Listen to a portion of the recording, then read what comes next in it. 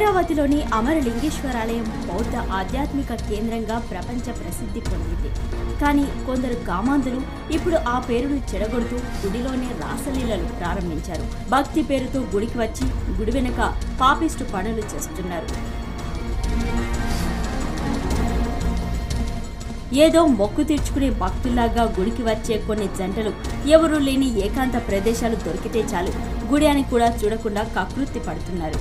వీరి చేష్టలతో గుడికి వచ్చే అసలైన భక్తులు అసౌకర్యాలకు గురవుతున్నారు. గుడి వెనుక ఉన్న ఒడ్డుకు పడవల ద్వారా చేరుకుంటున్న జంటలు అక్కడ కావలసినంత చండాలం చేస్తున్నారు. కేవలం జంటల కకృతి మాత్రమే కాదు, గుడికి వచ్చిన వారు చేయకూడని పాపిస్టు పనులన్నీ చేస్తున్నారు. ఇక్కడికి వచ్చిన ఆకతాయిలు గుడి వెనక భాగంలో కనిపించే మందు బాటిళ్లు, కాండోమ్ ప్యాకెట్స్ చూస్తే ఇక్కడికి వచ్చిన వారికి మానసిక ప్రశాంతత అటుంచి గుళ్ళో ఇలాంటి పనులు చేస్తున్న వారిపై కోపం వస్తుంది. రాజధాని రేసులో అమరావతి పేరు కూడా వినిపిస్తున్న తరుణంలో ఇలా అసాంఘిక కార్యకలాపాలు జరుగుతుండడం స్థానికులను ఆందోళనకు గురి చేస్తున్నాయి. భక్తి పేరుతో పాపపు పనులు చేస్తున్న వారిపై కఠిన చర్యలు తీసుకోవాలని స్థానికులు డిమాండ్ చేస్తున్నారు. అంతేకాదు, గుడి పరిసర ప్రాంతాల్లోని లాడ్జీలో వ్యభిచారం నిర్వహిస్తున్నారనే వార్తలు కూడా వినిపిస్తున్నాయి. రాష్ట్రంలో పెద్ద పుణ్యక్షేత్రం అమరావతి.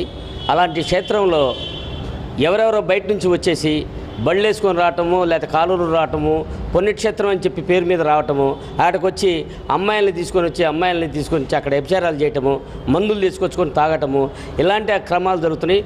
వాళ్ళకి పట్టణ పక్షంతో ఆ అమ్మాయిని మానభంగం చేసి చంపేయటం కూడా జరుగుతుంది. ఇట్లాంటి పుణ్యక్షేత్రం అమరావతి లాంటి పుణ్యక్షేత్రంలో ఇది రాష్ట్రంలోనే రెండోదిగా పేరుగాంచిన పుణ్యక్షేత్రం ఇది. ఈ పుణ్యక్షేత్రంలో ఇట్లాంటివి జరగటం కూడా అసలు మరి ప్రభుత్వం ఏం చేస్తుందో మరి ఏందో, ఈ అరాచకాలను అరికట్టగలేకపోతుందో ఏందో తెలియట్లేదు. ఇది తప్పకుండా పోలీసులైనా సరే ప్రభుత్వం అయినా సరే పట్టించుకొని వాళ్ళకి మంచి సౌకర్యం కల్పించాలని చెప్పి కోరుకుంటున్నాను. అయితే ఇక్కడ అసాంఘిక కార్యకలాపాలకు పాల్పడుతున్న వారు బయటి నుండి వచ్చిన పర్యాటకులే అని స్థానికులు అంటున్నారు.